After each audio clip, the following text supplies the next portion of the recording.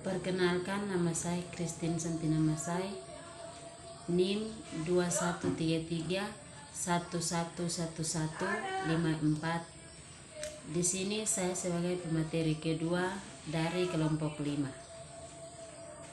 3. Konsep dasar etika manajemen. Pengertian etika dalam bukunya Sonny Keraf, Etika Bisnis, dijelaskan mengenai asal kata etika. Terdapat 2 pengertian etika. Yang pertama, etika berasal dari bahasa Yunani, yaitu ethos, berarti adat istiadat atau kebiasaan. 2. Etika adalah ilmu yang membahas nilai dan norma yang diberikan oleh moralitas dan etika dalam pengertian pertama di atas mengenai adat istiadat atau kebiasaan. Menurut Kreitner, etika pada dasarnya adalah studi mengenai tanggung jawab moral yang terkait dengan apa yang dianggap benar dan apa yang dianggap salah. Namun Kreitner mengingatkan bahwa etika manajemen lebih jauh lagi berbicara mengenai nilai-nilai yang dianut oleh organisasi sehubungan dengan kegiatan bisnis yang dijalankan. Menurut Kreitner, nilai personal dibagi menjadi 2 jenis, yaitu nilai terminal dan nilai instrumental. Pandangan empiris mengenai nilai personal.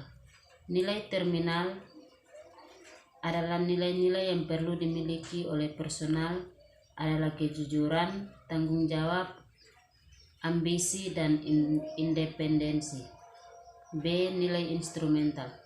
Nilai-nilai yang mendominasi para pekerja antara lain adalah pengharapan terhadap pribadi, keamanan dan kesejahteraan keluarga pekerja, kebebasan dan kemerdekaan, dorongan untuk meraih sesuatu dan kebahagiaan. Konflik nilai. Terdapat 3 jenis konflik nilai yang terdapat dalam perusahaan, yaitu A. Konflik intrapersonal, B. Konflik individu organisasi, C. Konflik antar budaya.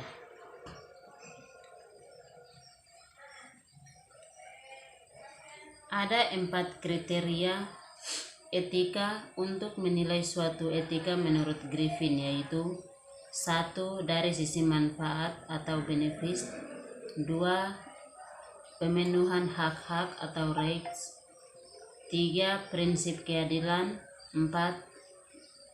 Pemeliharaan.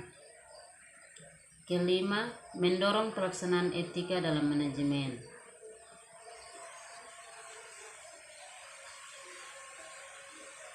Studi kasus tanggung jawab sosial dan etika manajemen, Kantor Notaris Sartika Dewi SH MK. Notaris adalah sebuah sebutan profesi untuk seseorang yang telah mendapatkan pendidikan hukum yang dilisensi oleh pemerintah untuk melakukan hal-hal hukum, khususnya sebagai saksi penandatanganan pada dokumen. Istilah notaris diambil dari nama pengabdinya notarius, yang kemudian menjadi istilah atau titel bagi golongan orang penulis cepat atau stenografer. Notaris adalah salah satu cabang dari profesi hukum yang tertua di Indonesia.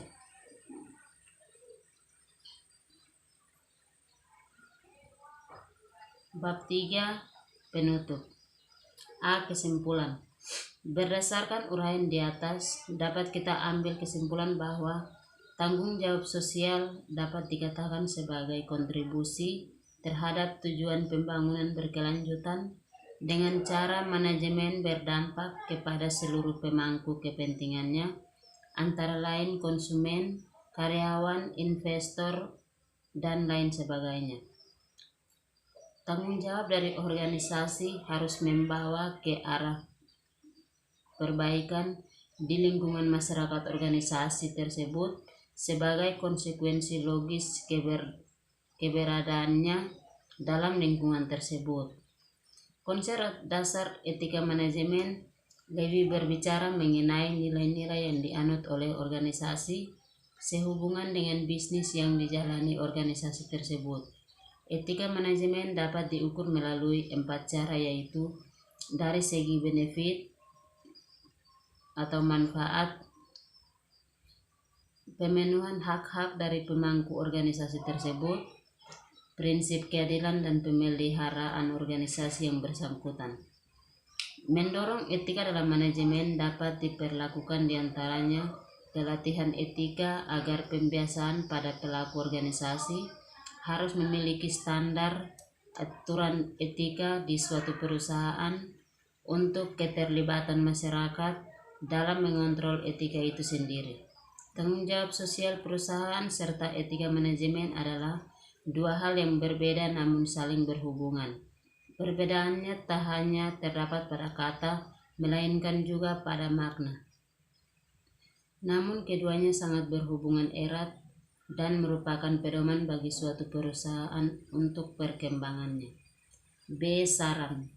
Dari kesimpulan yang dijabarkan di atas, maka alangkah baiknya apabila dipelajari, maka kebaikan internal pun maupun eksternal. Terima kasih.